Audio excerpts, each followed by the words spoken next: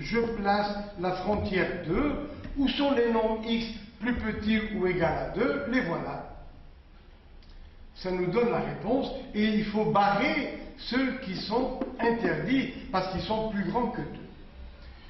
Écrire sous forme d'intervalle la réponse. Là, nous avons moins l'infini. Ici, nous avons plus l'infini. Comment écrire cet intervalle de valeurs? Eh bien, je dirais l'ensemble solution va de moins l'infini jusqu'à 2.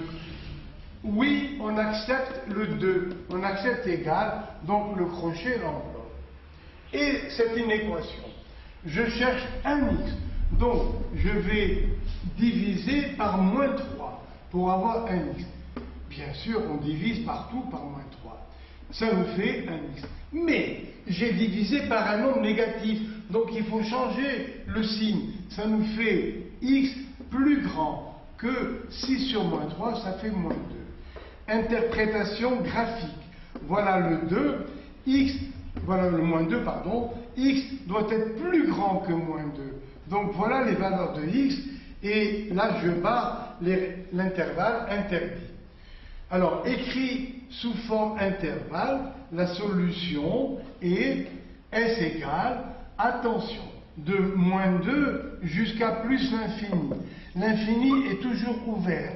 Tandis que moins 2, regardez ici, j'ai strictement plus petit que 6. Je n'ai pas mis plus petit ou égal. Donc, le moins 2 n'est pas accepté. Et alors, donc, je mettrai intervalle ouvert en moins 2 et ouvert à l'infini.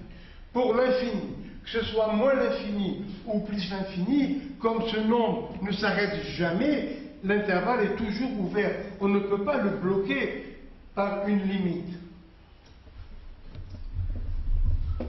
Donc, voilà pour les inéquations. Si on veut la compliquer un peu, par exemple, x moins 1 sur 3, moins x plus 2 sur 5, plus grand ou égal à 1. Comment résoudre cette inéquation? Eh bien, comme pour les équations, on va réduire au même dénominateur 15. Voilà, 15, 15, et ici aussi 15. Pour éviter de faire des erreurs, je vous conseille de mettre des parenthèses. Au lieu de 3, on a mis 15. On a multiplié par 5, le numérateur aussi. Au lieu de 5, on a pris 15. On a multiplié par 3, le numérateur également, pour ne pas changer la fraction. Ici, au lieu de 1, on a mis 15, on a multiplié par 15, le numérateur aussi, donc ça fait 15. Simplifions par 15 qui est positif, donc on ne change pas le signe. Développons les parenthèses. Ça fait 5x moins 5 moins 3x, attention, moins par plus, ça fait moins 3 fois 2, 6, plus grand ou égal à 15. Comme pour les équations, on va isoler les x dans un membre, alors plus grand ou égal, voilà. 5x moins 3x, ça fait 2x, là ça fait 15, on déplace ces nombres, ça fait plus 5, plus 6. Donc finalement, ça fait 2x plus grand ou égal à 26. Et pour trouver x, eh bien, on va diviser par 2, qui est positif, donc je garde le signe plus grand ou égal, et je divise par 2, ça fait 13. Donc la réponse, voilà, c'est x plus grand ou égal à 13. Eh bien, on vous demandera toujours l'interprétation graphique et la réponse sous forme d'intervalle. Alors, interprétation graphique. Vous placez 13 comme frontière.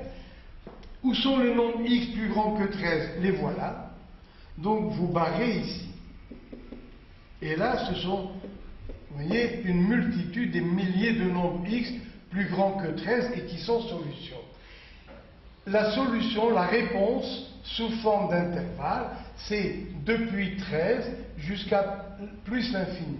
Mais, regardez, l'égalité est acceptée, donc l'intervalle, on dit, est fermé en 13 et il est ouvert en plus l'infini. Voilà, j'arrête pour cette leçon. Merci beaucoup et à la prochaine pour traiter le chapitre du signe du binôme.